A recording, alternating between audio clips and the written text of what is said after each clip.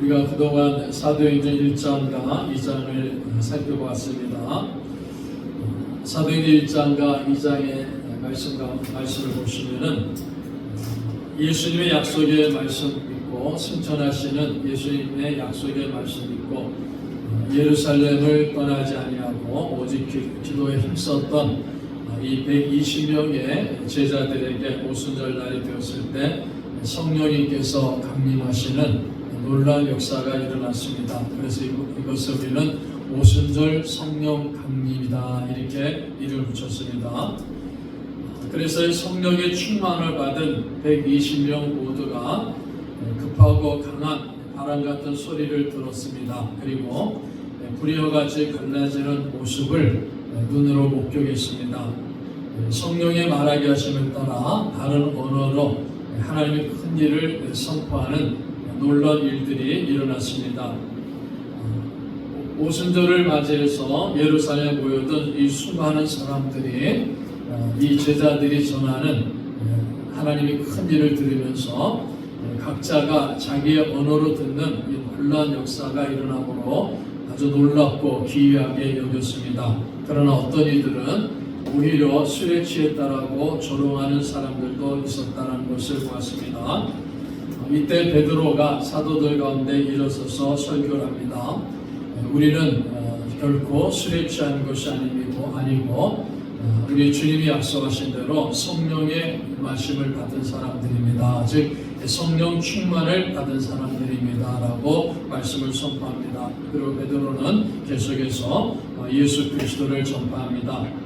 예수님이 우리 주님이 되시고 우리 그리스도가 되시는데 하나님이 주와 그리스도 되게 하셨던 이 예수 그리스도를 바로 여러분들이 법 없는 자들의 손을 빌려서 십자가에 못 박아 죽게 했습니다. 그러나 하나님이 예수님을 다시 살리셨고 예수님은 지금도 하나님 보좌 우편에서 온 우주 만물을 통치하시면서 우리를 위해 기도하고 계십니다 하는 사실을 선포했습니다. 이 베드로의 설교를 듣고 그 설교를 듣는 사람들이 마음에 찔림을 받았다 그랬습니다. 그러니까 마음에 큰 가책을 받았다는 거죠. 자신들이 보면 이 죄에 대한 잘못에 대한 그 마음에 큰 찔림을 받게 되었다라고 말씀합니다. 자, 그래서 사도들을 향해서 제자들 향해서 형제들이여 우리가 어찌해야 됩니까? 라면서 아주 간절한 마음으로 질문합니다. 이때 베드로가 대답했죠. 너희가 회개하여야 된다. 회개하라 했습니다.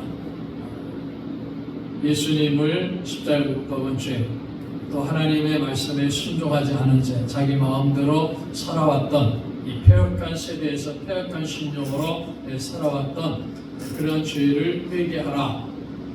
그리고 예수 그리스도의 이름으로 세례를 받으라 했습니다.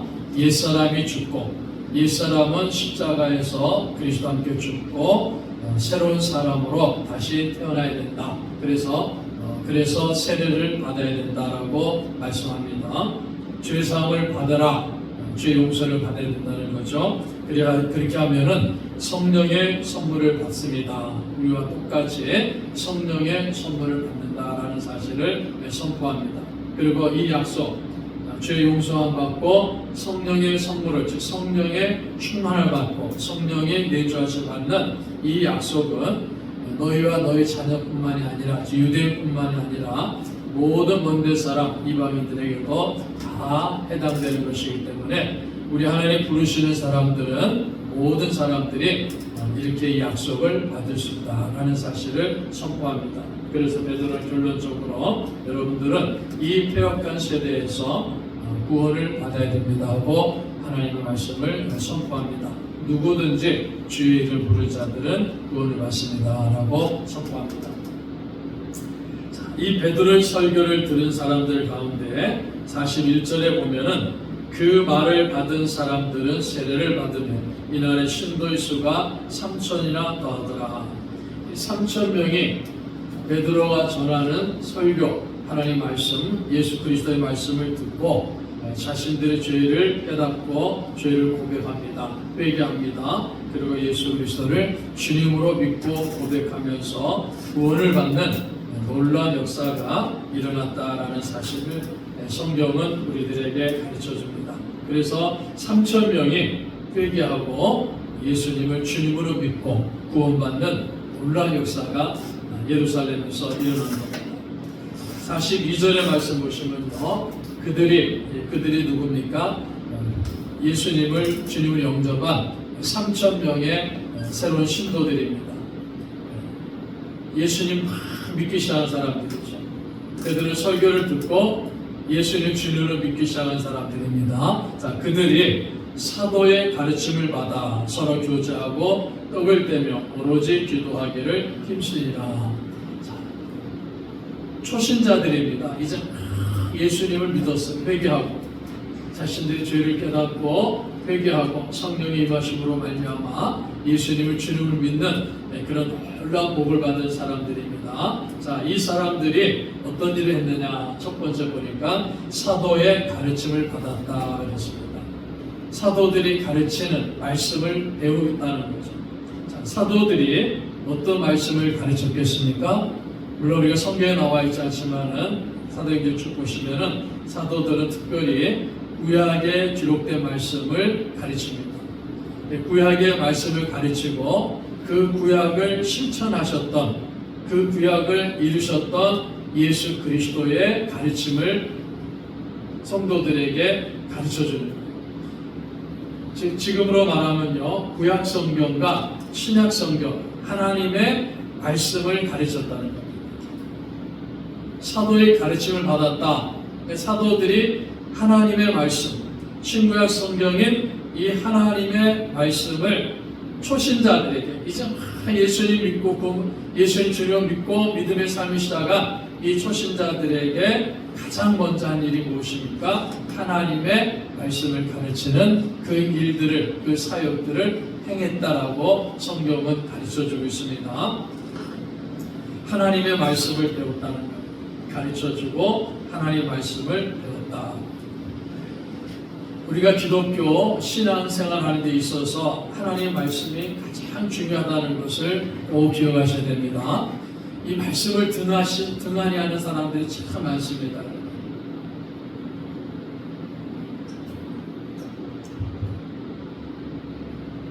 하나님의 말씀을 교회에서는요, 하나님의 말씀을 가르치는 일이 최우선이 됩니다. 하나님의 말씀을 가르쳐야 됩니다. 우리 주일학교 어린아이들에게도 아주 영아들에게도 하나님의 말씀을 가르쳐야 됩니다. 그리고 청년들에게도, 학생들에게도, 또 어르신들에게도, 나이가 많으신 분들에게도 계속해서 교회에서 해야 될 일이 무엇입니까? 하나님의 말씀을 가르쳐야 됩니다. 우리 성도들은 교회를 통해 가지고 계속해서 배워야 될 것이 있어요. 무엇을 배워야 됩니까? 하나님의 말씀을 배워야 됩니다. 하나님의 말씀을 배워야 됩니다. 그런데 오늘날 교회들이 이 하나님의 말씀을 가르치는 것, 하나님의 말씀을 배우는 것을 굉장히 등한시합니다. 그래서 교회가 하나님의 말씀을 가르치는 그런 모임이 없어요. 심지어 설교하는 시간에도 하나님의 말씀을 전파하는 것이 아니라 하나님의 말씀을 가르치는 것이 아니라 세상 일들을 가르치고 세상의 법칙들을 이야기하는 경우들이 굉장히 많이 있습니다. 주일학교 아이들에게도 하나님의 말씀을 가르치는 게 아니에요. 세상에 어떻게 하면 아이들하고 잘 어울려서 살아갈 수 있느냐, 이런 것들을 많이 가르치는 일들이 오늘 교회 안에 일어나고 있습니다. 사도행전에 나와 있는 교회는요, 처음 예수 믿는 사람들에게 가장 강조한 것이 무엇입니까? 하나님의 말씀을 가르칩니다. 하나님의 말씀을 가르칩니다. 그리고 초신자들이 그 뜨거워진 마음속에, 성령이 임하신 그 뜨거운 마음속에 가장 먼저 애타게 배우는 것이 무엇입니까? 하나님의 말씀을 배우는. 그러니까 믿음이 강해지는 그런 역사가 초대교회 안에 일어나고 있었다 하는 사실을 사도행전은 우리들에게 가르쳐주고 있습니다. 하나님의 말씀을 끊임없이 가르치고 하나님의 말씀을 끊임없이 배우는 그런 교회가 주님이 원하시는 교회랍니다. 그런 성도들이 우리 주님이 원하시는 성도들이랍니다. 그래서 우리 성도 한 분 한 분은 정말 주님이 나를 부르실 때까지 나이가 많이 들어가지고요 눈이 잘 안 보여요. 저도 성경을 보려면 잘 안 보일 때가 많아요. 그러나 중요한 것은요, 아무리 우리 눈이 흐려지고 우리 육신이 약해져가지고 힘들고 어렵다 한다 할지라도 시간이 주어질 때마다 또 특별히 시간을 내가지고 계속해서 하나님의 말씀을 읽기도 하시고 또 하나님의 말씀을 배우기도 하셔가지고 이 하나님의 말씀을 배우는 일에 끝까지 최선을 다하고 힘쓰는 우리 성도들이 되시기를 바라겠습니다. 그럴 때 믿음이 더욱더 강해진다는 사실을 성경은 우리들에게 가르쳐줍니다. 그 다음에 두 번째 보시니까 또 어떤 일이 있습니까? 서로 교제하고 교제를 나눴습니다. 성부 하나님, 성자 예수님, 성령 하나님께서 이 삼위 하나님께서 영원 전부터 함께 거하시면서 교제하셨던 것처럼 예수님께서도 우리 성도들에게 제자들에게 서로서로를 돌보고 사랑과 선행을 격려하라, 교제하라 하는 사실을 가르쳐줬습니다. 그래서 초대교회 성도들이 예수님 믿기 시작한 사람들이 한 일이 무엇입니까? 말씀을 배우고 서로 교제하는 거예요. 서로 돌보는 겁니다. 그러니까 교제한다 그래갖고요 그냥 놀고 먹고 마시고 놀고 즐기는 것이 아니라 서로의 마음을 이해하고 서로를 위해서 기도하고 서로를 위해서 존경하면서 그 믿음의 과정을 더 윤택하기 위해서 서로의 삶을 나누는 것이 교제다 하는 사실을 성경 우리에게 가르쳐줍니다. 그래서 교제 코이노니아를 경험했다는 겁니다. 우정을 나누는 거예요.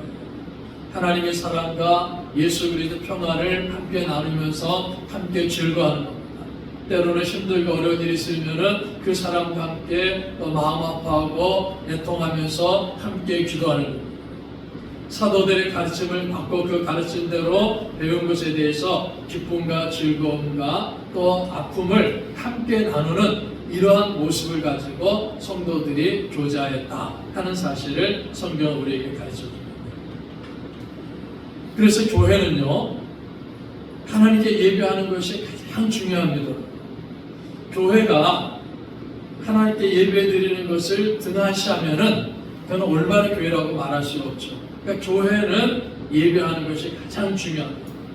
또 교회는 하나님의 말씀을 잘 듣고 하나님의 말씀을 잘 배우는 것도 참 중요합니다. 그리고 교회는 성도들이 교제를 하는 것도 참으로 중요한 것이다 하는 사실을 사도행전 2장은 우리들에게 가르쳐줍니다. 서로서로 교제하면서요 사랑을 나누는 겁니다. 우정을 나누는 겁니다. 그리고 동역자다, 우리는 하나님 함께 부르신 일꾼이다라는 이러한 교제를 나누는 것이 교회 공동체가 가져야 될 중요한 모습이다라는 사실을 사도행전 2장 42절은 우리에게 가르쳐줍니다. 그래서 교회는 교제가 있어야 됩니다. 그 다음에 세 번째 보니까요 떡을 떼며, 떡을 뗐다 그랬죠. 초대교회 성도들은 함께 떡을 뗍니다. 이 떡을 떼는 것은 두 가지 의미를 갖고 있어요. 첫 번째는 일상적인 의미로 떡을 뗐다는 것은요 모여가지고 식탁 공동체를 이루었다는 것, 함께 밥도 먹고 그리고 함께 다가도 나누면서 그렇게 교제를 나누었다, 이것을 떡을 떼는 것이다 이렇게 표현합니다. 그리고 더 중요한 것은 이 떡을 떼는 것의 앞에 정관사를 딱 집어넣기 때문에 그 떡을 떼는 겁니다. 그것은 무슨 말씀입니까? 성만찬을 거행했다라는 거예요. 초대교회는 모일 때마다 식사도 함께 나누었지만은 예수 그리스도의 떡을, 몸과 피를 함께 나누는 이 성만찬을 거행하였다라는 사실을 성경은 우리에게 가르쳐줍니다. 그러니까 성찬식을 행했다는 거죠. 그래서 초대교회는 이제 믿음의 삶을 산 사람들에게 중요한 것이 무엇입니까? 함께 교제하면서 식탁을 나누는 거예요. 그리고 성찬식 행하는 이 일을 아주 귀중하게 생각하고 그 일을 잘 감당한 겁니다. 그래서 사도의 가르침을 받아 서로 교제하고 떡을 떼었다. 자, 그리고 네 번째 보니까요 오로지 기도하기를 힘쓰니라 했습니다. 기도하는 일에 힘을 썼어요. 사도행전을 보시면요 성도들이 모일 때마다 기도합니다. 개인적으로도 기도합니다. 항상 그리스도인들의 특징이 무엇입니까? 기도하는 거예요. 예수님도 기도하셨죠. 예수님도 기도하셨습니다. 그래서 제자들이 보니까요, 자신의 삶과 자기들의 삶과 예수님의 삶이 너무 다른 거예요. 자기들은 참 쓰러질 때가 많고 넘어질 때가 많고 패배할 때가 많은데 예수님은 항상 승리합니다. 능력 있는 삶을 사시는 거예요. 그래서 가만히 보니까 차이점이 뭔가 보니까는요, 예수님에게는 기도가 있었어요. 늘 기도하셨습니다. 그 제자들이 예수님에게 나와서 뭐라고 질문합니까? 예수님, 우리에게도 기도를 가르쳐 주시옵소서 부탁하죠. 그 주님이 가르쳐 준 기도가 우리가 잘 알고 있는 주기도문입니다. 자, 예수님 기도하셨습니다. 사도들도 성령의 충만을 받고 나서는요, 항상 기도합니다. 예수님 기도하시고요, 사도들도 기도합니다. 그러니까 초대교회가 항상 기도하는 거예요. 그래서 여기에 오로지 기도하기를 힘썼다 했습니다. 그러니까 모일 때마다 개별적으로도 뜨겁게 기도하는 거예요. 그 모일 때마다 기도하는 일에 힘을 쓰는 이런 모습을 사도행전 2장은 우리에게 가르쳐줍니다.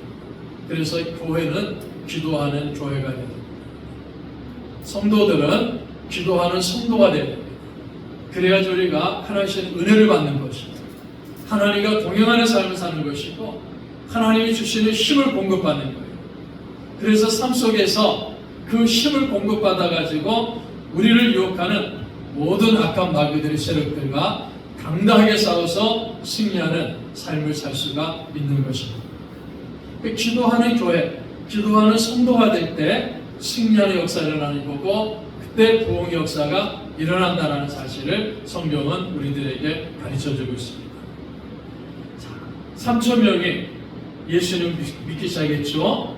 그 3,000명이 사도들의 가르침을 받습니다. 서로 교제합니다. 떡을 뗍니다. 오로지 기도하기에 힘씁니다. 자, 그러니까 사람마다 두려워하는 일이 벌어지는 거예요. 주변 사람들이 보면서 그 3,000명의 모임을 보면서 두려워합니다. 경외심을 갖는 거예요. 이 두려워한다는 무서워한다는 그 말이 아니라 경외심을 갖는다는 거예요. 그들이 믿는 하나님에 대한 경외심을 갖게 되는 거예요. 그들이 믿는 예수 그리스도에 대한 경외심을 갖는 거예요. 그리고 그들이 삶의 모습을 보면서 경외심을 갖는 거예요. 그러니까 사람들마다 두려웠다 이렇게 표현하고 있어요. 하나님에 대한 경외심을 갖고 예수님에 대한 경외심을 갖고 그렇게 하나님 말씀 붙들고 예수님 말씀을 살아가는 성도들에 대한 경외심을 갖게 되었다라는 사실을 가르쳐주고 있습니다. 이 경외심을 갖고 있는데요, 어떤 일이 또 벌어집니까? 사도들로 말미암아 기사와 표적이 많이 나타났다 했습니다. 이 사도들을 통해서 기사와 표적이 나타나요. 이적들이 나타났다는 겁니다. 그것은 사도됨의 증거다 하는 사실을 우리는 볼 수 있는 겁니다. 예수님께서 사도들에게 특별히 예수님이 주셨던 능력을 주시지 않습니까? 예수님이 행하셨던 능력을 주십니다. 그래서 이 사도들에게는 예수님이 주신 능력이 있기 때문에 그 능력을 행하는 거예요. 표적이 나타나는 거예요. 그래서 초대교회에서 누가 참 사도냐, 누가 정말 예수님의 신실한 제자냐, 그런 것을 주변 사람들에게 보여주는 것이 이 사도들이 전하는 말씀과 함께 사도들을 통해서 능력이 나타나는 거예요. 표적이 나타나는 거예요. 베드로를 통해서 능력이 나타나죠. 바울을 사도를 통해서 표적이 나타나지 않습니까? 그러니까 많은 사람들이 베드로는 정말 사도구나, 바울은 진짜 사도구나 이렇게 인정하게 됩니다. 참 사도됨의 증거되는 모습을 보여줬는데 그것이 뭡니까? 표적과 기사가 나타납니다. 그래서 사도들로 말미암아 기사와 표적이 많이 나타났다 하는 사실을 가르쳐줍니다. 이제 이들이 모여가지고 어떤 일이 벌어집니까? 44절을 보십시오. 믿는 사람이 다 함께 있어 모든 물건을 서로 통용하고 45절 또 재산과 소유를 팔아 각 사람 필요를 따라 나눠주며. 자, 믿는 사람들이죠. 이제 3,000여 명이 되는 거예요. 120명 플러스 3,000명이 되죠.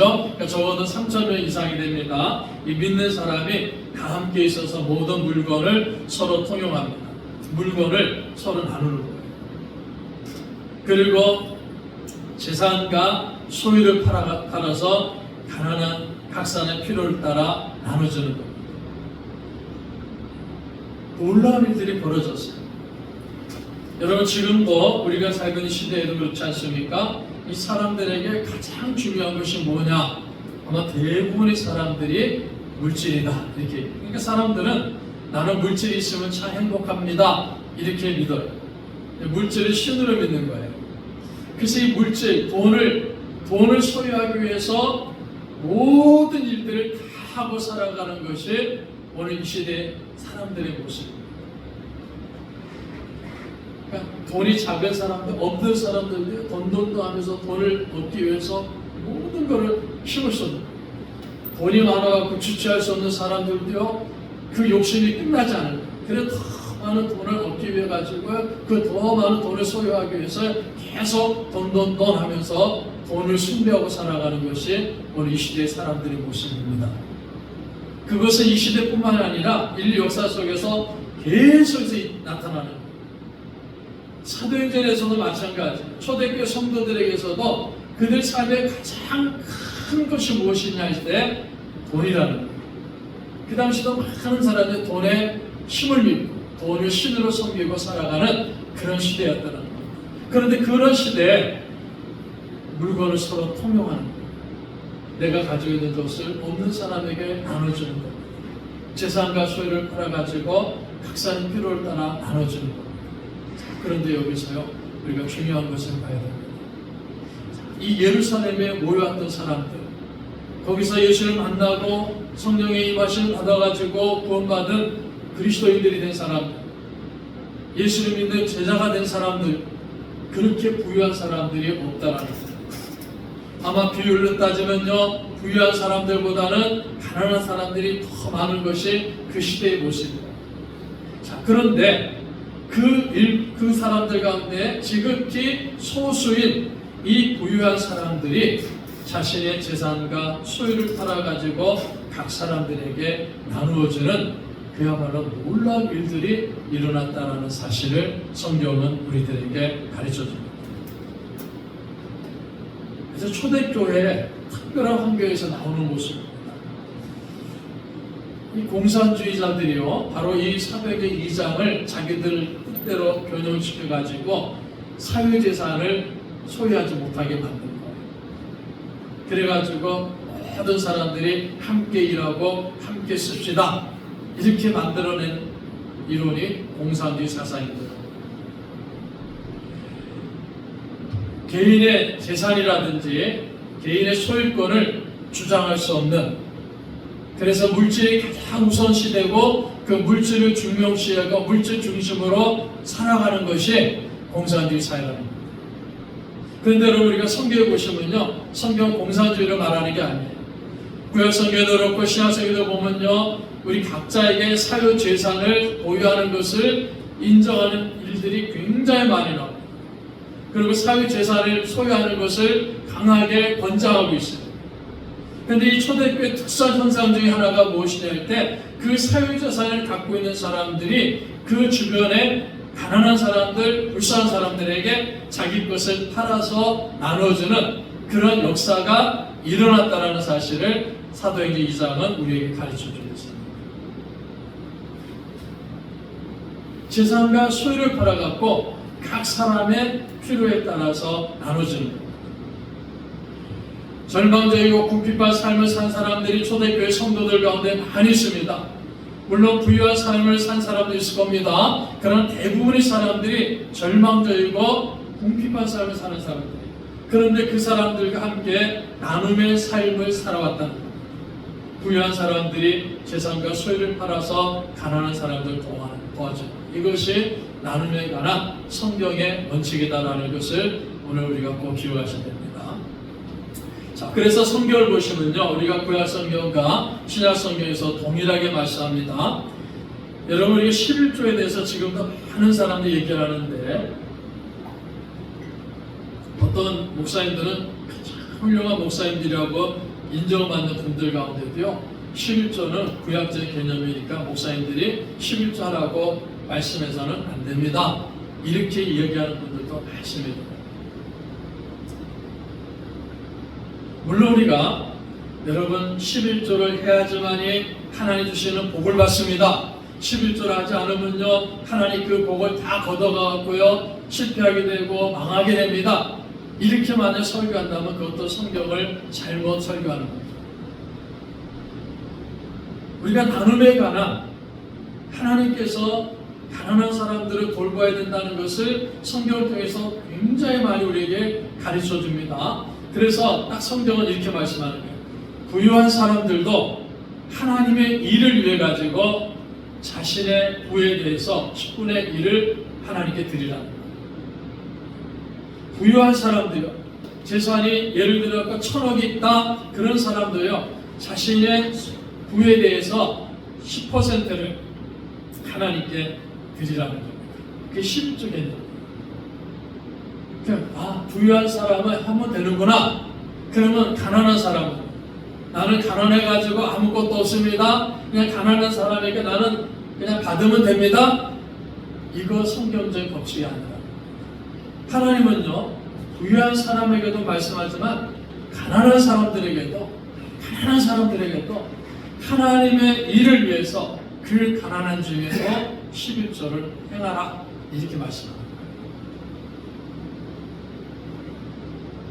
부유한 사람에게도 11조를 하라는 거예요. 가난한 사람에게도 행하라는 겁니다. 그런데 부유한 사람이 낸 11조하고요 가난한 사람이 낸 11조하고 비교하면 비교가 안 됩니다. 그러나 중요한 것은 동일한 비율로 행했다는 겁니다. 무슨 말입니까? 동일한 의무를 갖는 거예요. 가난한 사람들도 동일한 의무를 가져서 주변에 가난한 사람들도 자신의 주변에 있는 사람들 도우라는 거예요. 그들을 위해서 봉사하라는 겁니다. 부유한 사람들도 마찬가지. 부유한 사람들만 하는 것이 아니라 가난한 사람들도 그 일을 행하라는 거예요. 그래서 우리가 이 말씀 보면은 재산과 소유를 팔아 각 사람의 필요를 따라 나눠주고 부유한 사람들만 행하는 것이 아니라는 겁니다. 가난한 사람들도 자기에 맞게 이러한 나눔을 행하고 있었다 하는 사실을 오늘 성경은 우리들에게 가르쳐줍니다. 그것이 사도행전에 나오는 초대교회 성도들의 모습입니다. 믿는 사람이 다 함께 있어 모든 물건을 서로 통용하고 또 재산과 소유를 팔아 각 사람의 필요를 따라 나눠줬다 그랬죠. 자, 그 다음에 46절에서 이렇게 말씀합니다. 날마다 마음을 같이하여 성전에 모이기를 힘쓰고 집에서 떡을 떼며 기쁨과 순전한 마음으로 음식을 먹고 날마다 마음을 같이하여 성전에 모이기를 힘썼다. 날마다 마음을 같이 성전에 모이기를 힘쓰는 겁니다. 초대교회 성도들은 시간이 되면은 성전에 모입니다. 물론 이 성전이 예루살렘 성전을 말하죠. 그 예루살렘 성전에 특별히 솔로몬의 행각 같은 곳에서 이 초대교회 성도들이 따로 모여가지고 모임을 갖는 거예요. 하나님 예배드리는 예수님을 예배하는 그런 모임을 갖게 됩니다. 그래서 성전에 모입니다. 그런데 그것을 끝나는 것이 아니죠. 그 다음에 뭐라 했습니까? 성전에 모이를 힘쓰고 집에서 떡을 떼며 기쁨과 순전한 마음으로 음식을 먹고 집에서도 모였다는 거예요. 각 가정에서도 모였습니다. 집에서 떡을 떼며 이 집도 마찬가지인데 그 집이라고 딱 표현한 거예요. 그러니까 어떤 정해진 집들이 있어요. 보십시오. 지금 3,000명이 예수님 믿고 구원받지 않습니까?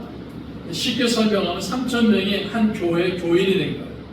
자, 이 3,000명이 한꺼번에 모여서 예배드릴 수 있는 공간이 그 당시 없었다는 거죠. 그러니까 성전에 모일 때는 아마 많은 인원이 모이는 겁니다. 그런데 그 성전이 모이지 않고 다른 곳에서도 집들을 정하는 거예요. 이곳에 예를 들어서 김 집사님 집에도 집을 정하고 박 집사님 집에도 집을 정하고 그 집들을 정해가지고 그 집에서도 모임을 갖는 거예요. 그 집에서도 모여가지고 예수님을 예배하고 찬양하는 예배를 드리는 이런 일들이 일어났다라는 것을 가르쳐줍니다. 그래서 많은 사람들이 그런 교회를 가지고 가정교회다. 하나의 가정에서 모여서 예배드리는 그런 가정교회가 이루어지고 있었다는 사실을 성경은 가르쳐주고 있습니다. 그리고 그 집에 모여가지고 떡을 떼는 거예요. 어떤 특별한 집들에 모여가지고 떡을 떼는데 여기도 그 떡이란 표를 썼죠. 그래서 성찬하는 겁니다. 애찬을 나누는 거예요. 아마 우리가 이렇게 생각할 수 있습니다. 박 집사님이랑 집에 한 20-30명 모여가지고요, 다락방에 모여가지고 애찬을 나누고 함께 식사를 나누고 말씀을 듣고 있습니다. 기도합니다. 말씀을 배웁니다.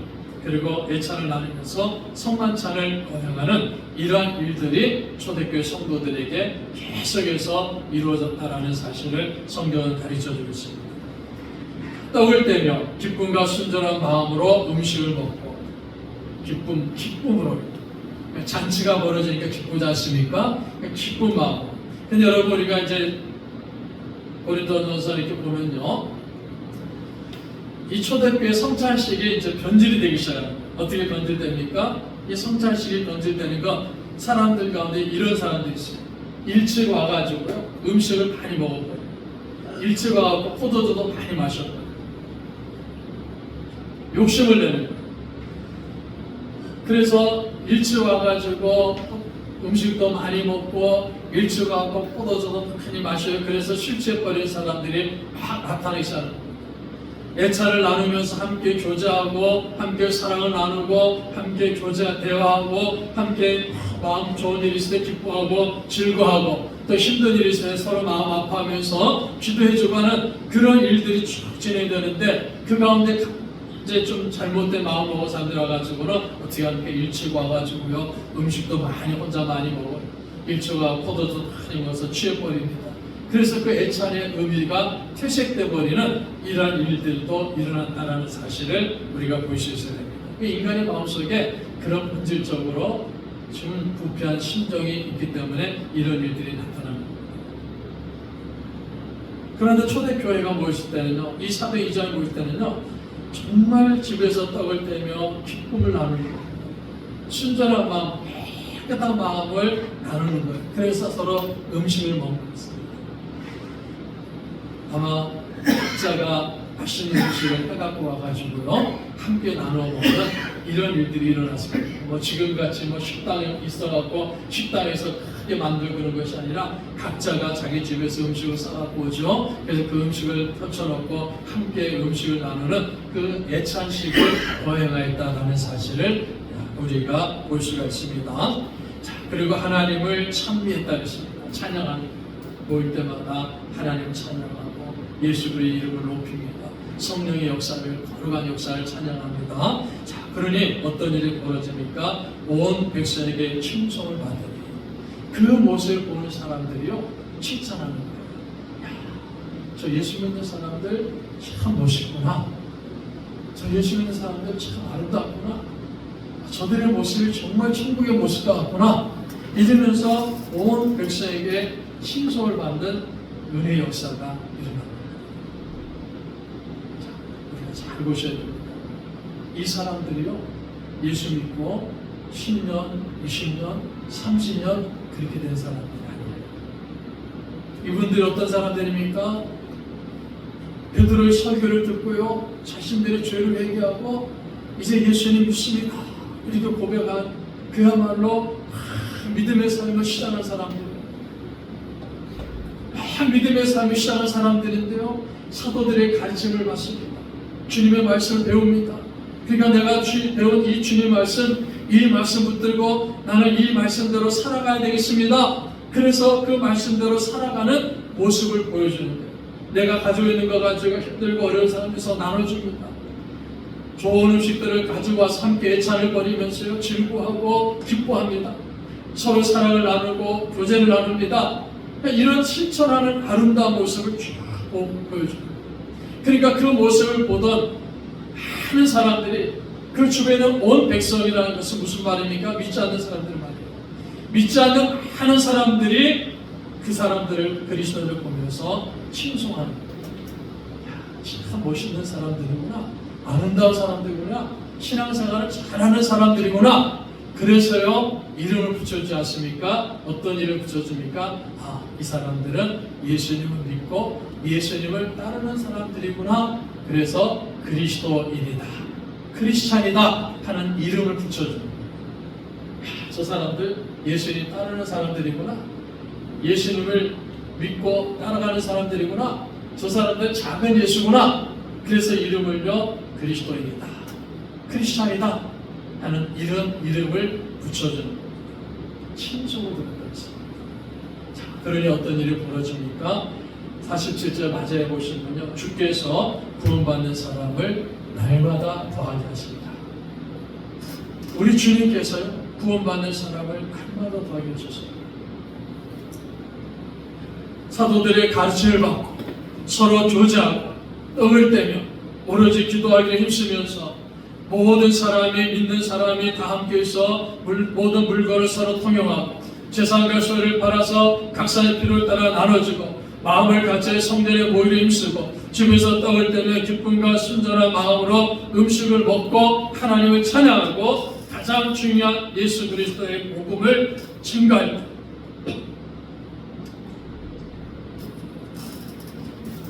우리 주님께서 역사하셔서 날마다 구원받는 사람을 더하게 합니다.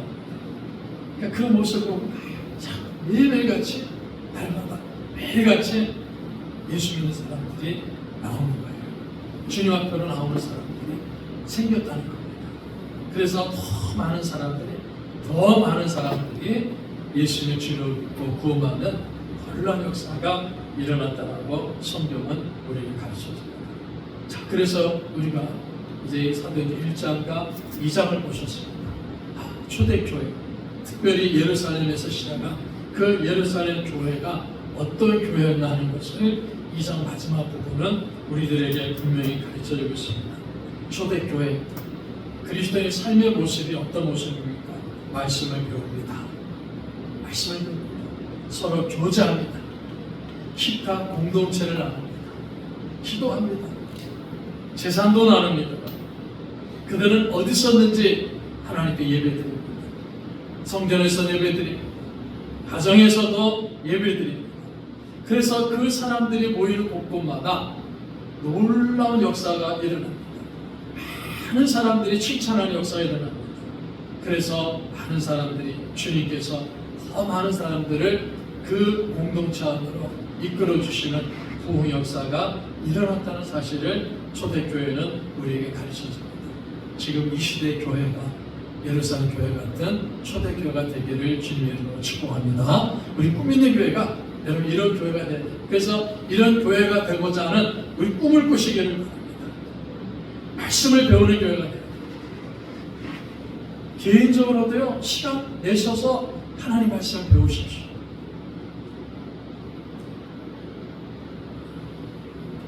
그래서 우리 장로님들도요 말씀을 많이 배우셔야 돼요. 많이 배우셔야 돼요. 그래서 예를 들어 어느 날 갑자기 제가 설교를 못할 때가 되면 못한 일이 벌어지죠. 그러면은 우리 장로님들이 다 나오셔서 설교하십니다. 전도사님들한테는요, 장로님들, 우리 교인들 잘 이해하셔야 돼요. 우리 전도사님들한테는 사실은 강단에 설교할 수 있는 기회가 없어요. 그런 권리가 없어요. 쉽게 말해서 자격이 없다는 겁니다. 근데 장로님들한테는요, 그런 권리가, 자격이 있어요. 당연히. 그 자격이 주어져요. 교단 헌법에 따라서. 제가 대학 다니고 경주에 있는 그 간포에 있는 교회에 매년 여름에 성경학교를 갔습니다. 아주 멀죠. 경주 쪽에서 1시간 더 들어 간포라는. 그러니까 거기 가면은 조그마한 교회인데 지금 그 교회가 굉장히 커졌어요. 바닷가에 조그마한 교회인데 장로님 세우신 거예요. 목사님 없어요. 목사님 안 계시니까 그 장로님이 매주마다 예배에 설교를 하십니다. 그래서 제가 가서 설교를 들어보니까요 굉장히 어렸습니다. 그 바닷가에서 정말 공부도 많이 하지 못하신 장로님이신데 늘 하나님 말씀을 묵상하고 그 말씀을 배웠기 때문에요.